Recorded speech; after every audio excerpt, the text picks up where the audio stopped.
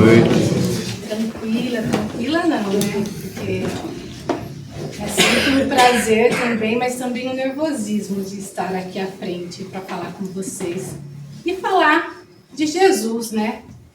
Eu acho que o nervosismo é esse, né? Quando a gente passa a estudar o Evangelho, a estudar o comportamento de Jesus, a gente vê o quão pequeno nós ainda somos, o quão distante nós ainda estamos dessa perfeição. E é onde bate realmente o nervosismo, né? Está na hora da gente começar a acelerar um pouquinho esse processo. E é íntimo, é de cada um. Então hoje nós vamos conversar um pouquinho sobre um tema muito especial, a saúde. Não apenas do corpo físico, mas a saúde do espírito que somos. E com o olhar do Espiritismo, vamos ampliando a nossa compreensão e percebendo que cuidar de nós mesmos é, acima de tudo, um ato de amor, de consciência espiritual. Para começarmos a entender essa frase de Jesus, tão conhecida, não são os sãos que precisam de médico, mas sim os enfermos ou os doentes. É importante olhar para o contexto dela. Onde Jesus disse essa frase? Em que situação Jesus estava que ele disse essa frase? Quem foi as pessoas que estavam ao lado dele quando ele falou essa frase? E para nos ajudar a entender o verdadeiro significado de cada palavra, nós vamos recorrer a um grande orientador do Evangelho, que é o Emmanuel, que tem sido para nós um verdadeiro professor espiritual. Em suas obras, especialmente o livro O Consolador, que ele aprofunda temas do Evangelho e da doutrina espírita de uma forma bem clara. Esse livro, aliás, é construído em formato de perguntas e respostas, semelhante aos livros dos Espíritos. E traz reflexões que vão desde os assuntos da vida cotidiana até os ensinamentos morais e espirituais mais profundos. E lá, na questão 95, surge a pergunta que nos interessa diretamente nesta noite, nesta nossa reflexão. O que se pode entender por saúde? Jesus fala de são e enfermos. A primeira coisa que precisamos fazer é entender o que ele quis dizer com isso. Afinal, saber em qual grupo nós nos encaixamos. Se estamos no grupo dos sãos ou sejamos honestos com nós mesmos, nos grupos dos enfermos. Porque quando olhamos com atenção, tanto naquela época quanto ainda hoje, há muita gente que se considera sã, só porque não apresenta nenhum tipo de doença visível, palpável. Mas no fundo carrega dificuldades sérias nos relacionamentos, nas convivências com os outros e na vida moral. Então, talvez esse conceito de saúde que Jesus usava vá além do que a gente imagina. E aí vem a pergunta-chave. Afinal, o que é saúde? Só entendendo isso é que podemos olhar para dentro de nós mesmos e refletir o quanto de saúde verdadeira já conquistamos e quanto ainda estamos longe dela. Emmanuel, como sempre, nos ajuda trazendo essa resposta sobre o olhar do Espírito, na visão que a doutrina espírita nos oferece. E essa é justamente uma das grandes riquezas do Espiritismo. Ele nos convida a enxergar tudo com as lentes da imortalidade. E isso muda completamente a forma de como vemos, de como enxergamos a vida, a dor e os desafios do próprio processo de cura. Emmanuel, então, ele diz, tem lugar aqui, ó. Obrigado. Então, Emmanuel diz, para vocês, saúde, geralmente saúde significa o perfeito equilíbrio dos órgãos e sistema do corpo. É a nossa ideia ainda rasa do que é saúde. Mas ele continua. No mundo espiritual, porém, saúde é a perfeita harmonia da alma. Já começou aqui a clarear um pouquinho, né? E ainda ele completa com uma reflexão profunda. Muitas vezes, para que se conquiste essa harmonia da alma, a enfermidade do corpo é um recurso necessário. Que louco, né? Aqui, Emmanuel, ele já começa descortinando. Ele começa nos ajudando a romper a barreira, aquela ideia limitada de que a gente ainda tem sobre saúde. E achar que saúde é só o funcionamento do corpo. Se o meu corpo está funcionando direitinho, eu estou com saúde. Está tudo bem. Mas é justamente por pensar assim que a gente deixa de enxergar a verdadeira causa de nossa infelicidade e de nossas doenças.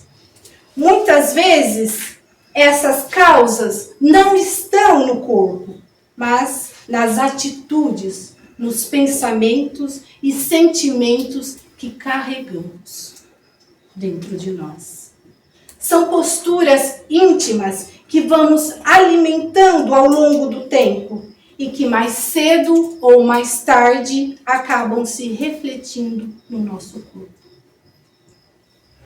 Quando a gente olha para uma doença, o que aparece no corpo é apenas a ponta do iceberg. Que por trás dela existe todo um processo que pode ter começado nesta vida ou em vidas passadas. E que acabou resultando, culminando naquela condição que agora se manifesta fisicamente. E isso muda completamente a forma de enxergar a situação. Passamos a analisar tudo sobre o ponto de vista do espírito. E com esse novo olhar, dá até para encontrar saúde dentro da enfermidade. Olha que lindo. Chico, com sua sabedoria e humildade, ele dizia: estou doente, mas estou podendo trabalhar. Estou são, se é que alguém pode me entender. Ele sabia que o corpo estava passando por dificuldades, mas o seu espírito seguia firme, trabalhando, aprendendo, servindo. E é isso o que realmente importa, a saúde do espírito. Às vezes, para que essa saúde verdadeira se desenvolva, o corpo precisa sim passar por provações. Se do ponto de vista do nosso Criador isso for necessário, então que o corpo padeça, porque ele estará a serviço do Espírito, e não ao contrário. Esse conceito é essencial e está presente nas obras básicas do Espiritismo. O Livro dos Espíritos, por exemplo, já nos mostra que a verdadeira saúde está ligada ao equilíbrio e à harmonia. E aí surge uma grande e importante pergunta. O que define esse equilíbrio? O que é de fato essa harmonia? A resposta é: o que rege tudo isso são as leis divinas. A lei natural. Essas são as leis do eixo central, estabelecida desde sempre pelo nosso Criador. São leis eternas, imutáveis, que regem tanto o mundo físico quanto o mundo moral. E está claramente nas questões 614 e 615 do Livro dos Espíritos. E todas essas leis podem ser resumidas em uma só: a lei do amor, do bem. Essa é a lei que define o que é equilíbrio, o que é harmonia. Na primeira pergunta da terceira parte do Livro dos Espíritos, onde Kardec questiona, vai tratar das leis moral, ele questiona: o que deve entender por lei natural? E os Espíritos respondem: a lei natural é a lei de Deus. Ela indica ao homem o que se deve fazer e o que se deve evitar.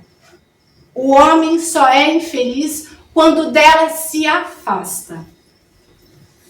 Ou seja, todo o afastamento da lei divina gera um desequilíbrio.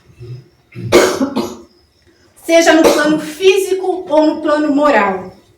Sempre que nos afastamos dessa lei, vamos encontrar algum tipo de sofrimento, de infelicidade, de enfermidade.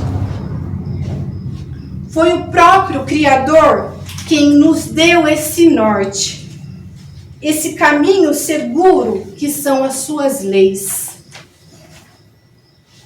E essa mesma ideia aparece no Evangelho de uma forma simbólica na palavra pecado. Se a gente for à origem da palavra, vai ver que pecar é basicamente errar. Errar o alvo, desviar-se do caminho. Qual é esse alvo? A lei divina. Sempre que nos afastamos desse alvo, acabamos criando para nós mesmos algum tipo de sofrimento, algum tipo de dor, de infelicidade. E é por isso que Paulo afirma: o salário do pecado é a morte. Mas o que ele quis dizer com isso?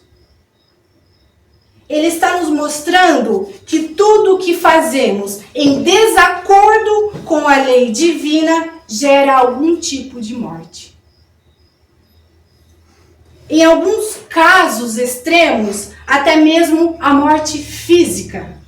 Quando a criatura chega a um nível de desequilíbrio que compromete a sua própria sobrevivência. Mas, mais do que isso, é a morte interior. A perda da alegria, da fé, do sentido de viver. É a desilusão, é o desânimo, é a estagnação, é a revolta silenciosa. E quando a pessoa vai perdendo o brilho nos olhos e o encantamento pela vida, tudo aquilo que é feito longe da lei divina está destinado a perecer. porque não tem vida própria. A única coisa que realmente vive e permanece na criação infinita é aquilo que está ligado à lei divina. A lei do amor, do bem e da caridade. Jesus expressou isso de uma forma muito bonita no Evangelho de João, no capítulo 15, quando ele disse: eu sou a videira, vós sois os ramos.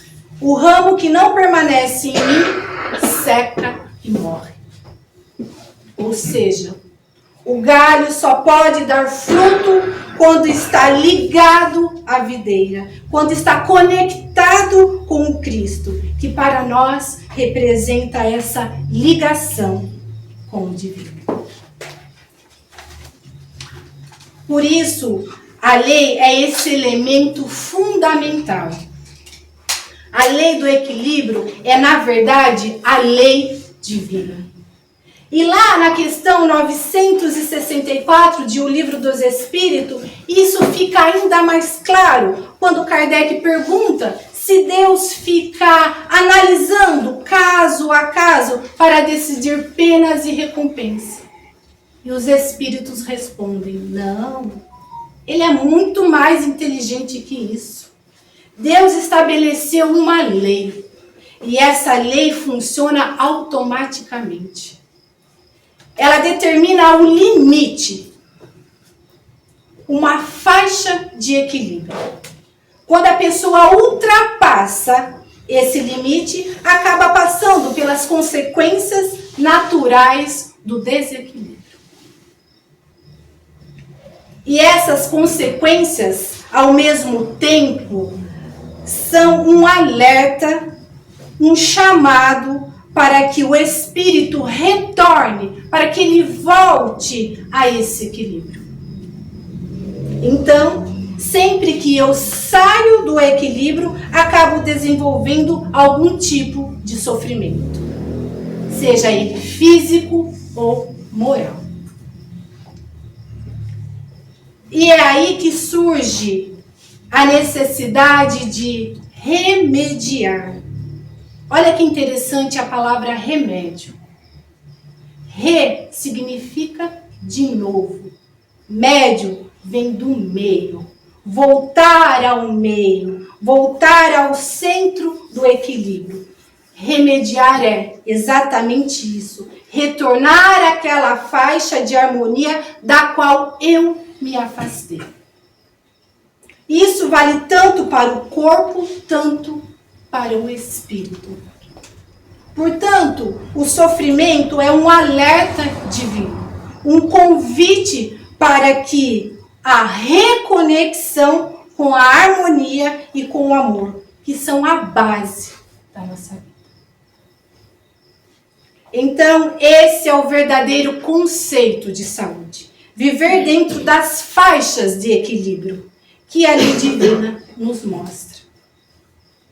A gente percebe isso de uma forma muito simples, por exemplo, no nosso corpo.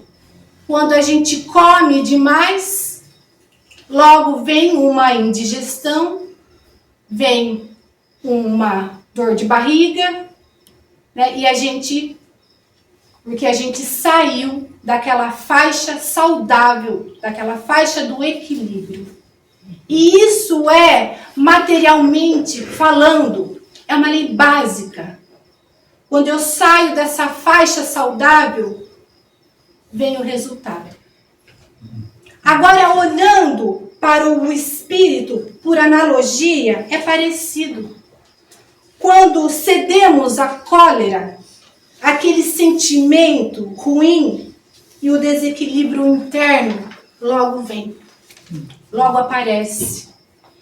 Muitas vezes isso é tão difícil de corrigir que o resto do dia fica meio que perturbado. Porque a gente saiu do equilíbrio.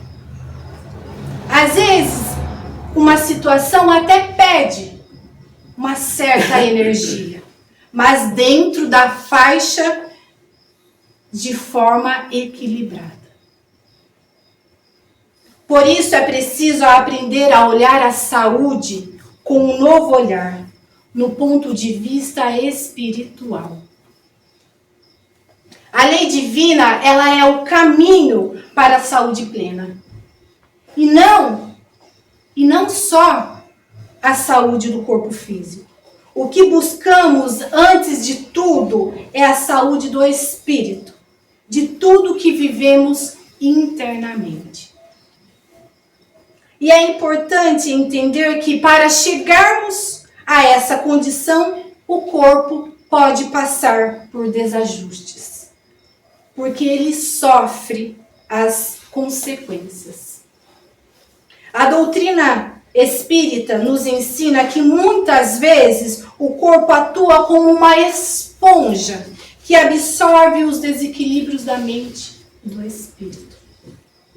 Mas, no fundo, a saúde que realmente importa é a saúde das emoções, dos pensamentos, da conduta orientada e alinhada com a lei divina, que pode ser resumida na palavra de princípios norteadores, como o amor, o bem, a justiça e a caridade. Essa é a saúde que buscamos, ou que deveríamos buscar. Agora, com essa nova perspectiva, a gente já pode responder a segunda pergunta fundamental da noite. Sou enfermo? Nessa visão mais ampla, espiritual, posso estar com o corpo 100%, cheio de energia, no auge da minha juventude, e ainda assim ser um enfermo. Jesus traz essa fala, e o contexto em que ele traz essa fala, ele estava diante de alguns que se consideravam sãos. Melhor dizendo, que não se consideravam enfermos. E que tinha uma extrema dificuldade com aqueles que mais claramente estavam enfermos. Nesse caso, também quando Jesus traz essa fala, por várias vezes no Evangelho, Jesus é criticado por um grupo que o acompanhava muito prontamente, muito de perto, para ver o que ele iria fazer, o que ele iria propor, quais eram as ideias, o que ele cultivava naquele povo. Era um grupo de indivíduos muito sábios, dedicados toda uma vida de estudo da lei e ao entendimento da Torá e sua aplicação. Eram conhecidos como rabinos, fariseus, e esses indivíduos tinham uma série de restrições em relação a Jesus, sobretudo com determinada postura de Jesus, que na visão deles contrariavam frontalmente o entendimento que eles tinham da vivência da lei. Algumas questões, por exemplo, o fato de Jesus curar no sábado, o incomodavam profundamente. Porque na visão deles, o sábado deveria estar consagrado ao descanso. E havia se perdido de tal forma na regra, que a regra estava acima mesmo até do bem que poderia ser feito. É isso que Jesus vai corrigir quando responde a eles. Depois de ter curado um indivíduo no sábado, na sinagoga, o homem de mão mirrada, por exemplo, quando Jesus diz: o sábado foi feito para o homem ou o homem feito para o sábado? Essa frase nos convida a uma reflexão profunda. O que é mais essencial na nossa vivência religiosa? Será que a regra pode ser mais importante do que o bem a ser feito? As regras têm sim o seu valor.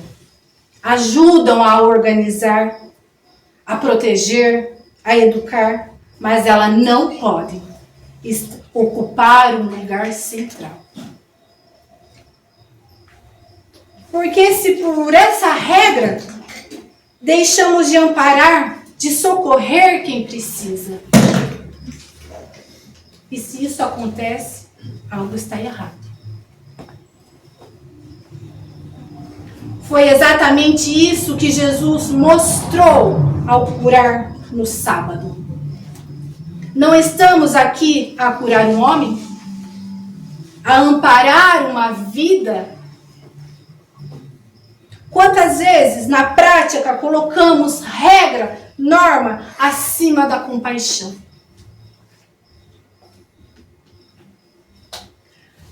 A proximidade de Jesus com os chamados impuros, publicanos, meretrizes, pecadores, escandalizavam os religiosos da época. Mas ele não se importava com o passado daquelas pessoas. Ele via o coração arrependido de cada uma delas, o desejo sincero de mudança, e os acolhia com amor. Para os fariseus, isso era inaceitável. Na lógica deles, quem buscava a pureza não podia se misturar com os considerados impuros. O puro não deveria estar junto ao impuro. Por isso se consideravam sãos. E por se acharem sãos, não se aproximavam dos que mais precisavam. Não viam neles um irmão, um espírito em aprendizado, mas sim alguém indigno de ajuda. Esse é o ponto que Jesus toca repetidamente no Evangelho. Ele denuncia uma religiosidade que se preocupa demais com os templos, com as regras, com as aparências, mas esquece da justiça, da misericórdia, do acolhimento. E isso está em várias de suas parábolas. No bom samaritano, que para socorrer onde outros passaram direto. No filho pródigo, que retorna e é recebido com amor, mesmo depois de errar tanto. No fariseu e nos publicanos, onde o que mais agradou a Deus foi a humildade, o arrependimento, e não o orgulho suposto da retidão.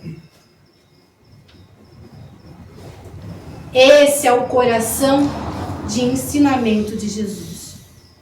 E é nesse contexto, sendo criticado pelos fariseus por se aproximar dos pecadores, que ele pronuncia esta frase que estamos refletindo esta noite. Não são os sãos que precisam de médico, mas sim os doentes. Então, por que o mestre de vocês come com essas pessoas? Essa foi uma pergunta pelos fariseus aos discípulos de Jesus, que carregava um tom de julgamento. Se ele fosse realmente o mestre, saberia quem são aquelas pessoas e não estaria junto delas. Na visão deles, aproximar-se dos publicanos, meretrizes e pecadores era o mesmo que compactuar com os seus erros. Mas Jesus nos convida a olhar além. Ele traz um novo sentido para o conhecimento e para a vivência espiritual. Um chamado à saúde da alma, que se conquista no serviço ao bem, no amor ao próximo e na prática da misericórdia. É nesse contexto que ele afirma com firmeza: não são os sãos que precisam de médico, mas sim os enfermos. À primeira vista, parece que Jesus está reconhecendo os fariseus como sãos e os pecadores como enfermos. Mas, na verdade, ele está dizendo que só pode ajudar quem reconhece que precisa de ajuda. Os fariseus, por se acharem justos, estavam fechados à ação do Cristo. A condição deles era até mais grave, porque sem reconhecerem sua enfermidade moral, se tornavam ainda mais difíceis de serem auxiliados.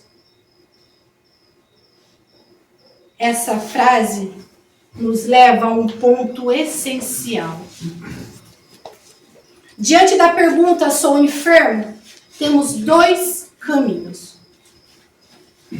Primeiro, se digo, não sou enfermo, ou eu sou um espírito iluminado, em plena harmonia com a lei divina, uma condição raríssima aqui, ou, por orgulho, eu nego as minhas fragilidades que me mantêm na pior situação, a do enfermo que não reconhece que está doente. Segundo, se digo sim, sou enfermo, já há uma humildade, uma consciência de si mesmo. E isso é um passo muito importante. Mas atenção, não basta apenas reconhecer. Muitas vezes buscamos essa resposta como desculpa, vitimismo ou falsa humildade e deixamos de buscar a nossa própria cura, a cura verdadeira. Alguém pode se perguntar: se sou enfermo, como posso eu trabalhar na seara do Evangelho? É justamente isso. O Evangelho é o tratamento, é o trabalho no bem, é a parte ativa desse processo de cura. A pergunta fundamental agora passa a ser: o que preciso fazer para me curar e, me curando também, ajudar quem caminha comigo? Nosso investimento com Jesus consiste em identificar as enfermidades da alma. Muitas delas não são tão visíveis e às vezes até parecem virtudes. Foi o caso dos fariseus. Tinham sim princípios nobres, zelo pela lei, disciplina, pureza, mas levados ao excesso, ao orgulho, e essas qualidades o tornaram desequilíbrio, afastando o essencial do amor, da compaixão e da humildade. Algumas enfermidades espirituais são tão sutis que muitas vezes passam desapercebidas. E justamente por isso são ainda mais perigosas. É o caso dos extremistas da corrigenda, como Saulo, antes de seu encontro com Jesus e sua transformação em Paulo. Muitos se apaixonam tanto pela ideia de correção que se endurecem, perdendo de vista a misericórdia. Assim eram muitos fariseus no tempo de Jesus, tão fixados na regra que não percebiam a sua própria enfermidade espiritual. Preferiam não curar no sábado do que quebrar uma regra, uma norma. é uma doença moral grave, embora difícil de identificar. O orgulho disfarçado de zelo pela retidão. Também temos os extremistas da gentileza. Por medo de desagradar, dizem sim a tudo, assumem compromissos sem condições e deixam de educar com firmeza. O excesso de ternura sem limites também adoece. André Luiz conta o caso de uma mãe que estava se preparando para reencarnar, cuja os seus filhos haviam se perdido pelos excessos de ternura. Se desviaram moralmente. Tudo que foge ao equilíbrio entre a justiça, o amor e a caridade é um sinal de enfermidade. Temos também os extremistas da superioridade. Agarram-se à vaidade espiritual, acreditando que já alcançaram certa elevação. Como na parábola do fariseu e do publicano, a soberba espiritual é uma das doenças mais difíceis de tratar.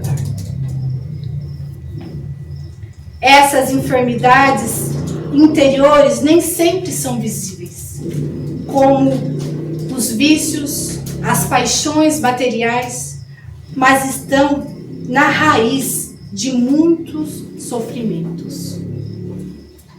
Por isso, o Evangelho de Jesus é uma terapêutica divina, que vai direto ao coração, à fonte das nossas emoções e pensamentos. A ciência já reconhece que a psicossomática estuda a ligação entre a mente, o sentimento e a saúde física. Para alcançar essa saúde integral, é preciso tratar as causas, as paixões e os desequilíbrios da alma, e não apenas os seus efeitos.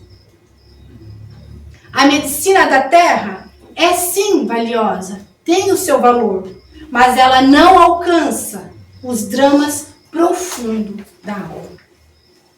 Comprimidos, anestésicos, soros, tratamentos ajudam sim, mas não basta. É preciso trabalhar sentimento, é preciso trabalhar emoção. Pensamento sombrio adoece um corpo são. Jesus é o divino médico da alma. Ele realiza cirurgias no íntimo com a química do amor e a pílula do Evangelho. Quando reconhecemos que somos enfermos, é nele que encontramos a cura verdadeira. Lá no capítulo 6 do Evangelho segundo o Espiritismo, o Espírito de Verdade afirma: sou o grande médico das almas. Venho trazer o remédio que vos pode curar. E completa: é necessário extirpar da alma 4 grandes enfermidades. O erro, que é o afastamento da justiça. A mentira, que é o afastamento da verdade que liberta. A impiedade, a ausência do amor a Deus. E a incredulidade, a falta de fé, de esperança, que mina a força da alma. E esse mal abre portas para as angústias do adoecimento, perda do sentido. Viver sem esperança é o maior de todos os males. A mulher hemorroíça do Evangelho apresenta bem essa busca pela cura. Quando ela toca a túnica de Jesus, ela se conecta com a fé, ela se conecta com a lei e dele sai: a tua fé te curou. A cura espiritual não é passiva. Diferente da medicina da terra, aqui é preciso esforço pessoal, reforma interior. Emmanuel diz: somos milhões de almas enfermas de muitos séculos, encarnadas e desencarnadas, em aprendizado e regeneração. A saúde do espírito é a nossa meta. Estamos carregando débitos do passado e temos nas mãos a receita segura do Evangelho. Jesus é mais que um líder religioso. Ele é o cientista, ele é o mestre, professor, guia, amigo, pastor. E hoje apresenta como médico das almas, cuja receita é infalível. Aplicar a receita do Cristo é alcançar a saúde emocional e espiritual, harmonia íntima, felicidade possível neste mundo. O Livro dos Espíritos, na questão 920 e 921, diz assim: o homem é quase sempre o obreiro da sua própria infelicidade. Se obedecesse à lei de Deus, seria tão feliz quanto possível na terra. Jesus nos deixou um verdadeiro tratado terapêutico. Cada frase de Jesus é uma pílula de uso diário, sem contraindicação. Na epidemia do egoísmo, ele prescreve: fazei aos outros o que vos gostaria que os outros os fizessem. Na convulsões da cólera, ele prescreve: na paciência possuireis a vossa alma. No acesso de revolta, ele prescreve: quem se humilha será exaltado. Na paranoia da vaidade, que a vaidade é uma paranoia que exige muita energia de nós mesmos para mantermos quem não somos. Ele indica: não entrará no reino do céu quem não se fizer simples como uma criança. Na paralisia da falsa virtude, Jesus prescreve: quem quiser ser o maior, seja o servo de todos. Nos quistos do ódio, um verdadeiro câncer da alma, Jesus prescreve: amai os vossos inimigos. No delírio da ignorância, Jesus prescreve: conhecereis a verdade e a verdade vos libertará. Nas dores das ofensas, ele prescreve: perdoa 70 vezes 7. No desespero da violência, ele prescreve: ora pelos que te perseguem. Nas crises de incerteza, Jesus prescreve: se alguém quiser vir após mim, negue-se a si mesmo, tome a sua cruz e siga-me. Cada prescrição do Cristo atende uma enfermidade da alma. Por isso é essencial o estudo de si mesmo, para identificar nossas dores e buscar no Evangelho o remédio adequado.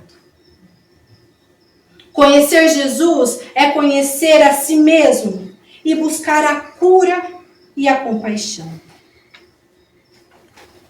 Somos espíritos enfermos em processo de regeneração.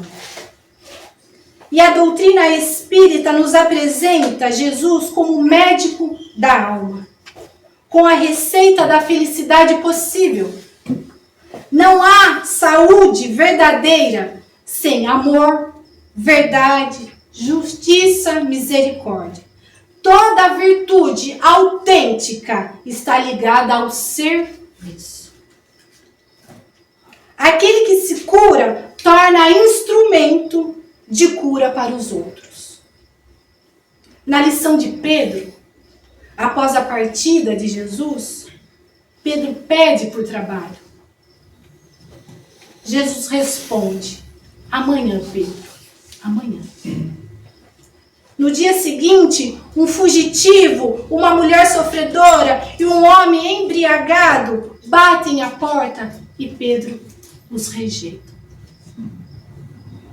À noite, Pedro ora a Jesus pedindo serviço e ouve a resposta: por 3 vezes, Pedro, por 3 vezes estive contigo e não me recebeste. Então Pedro cai em choro e entende que o Cristo vem sempre na figura de um sofredor. Servir é reconhecer o outro como um caminho para a nossa própria cura.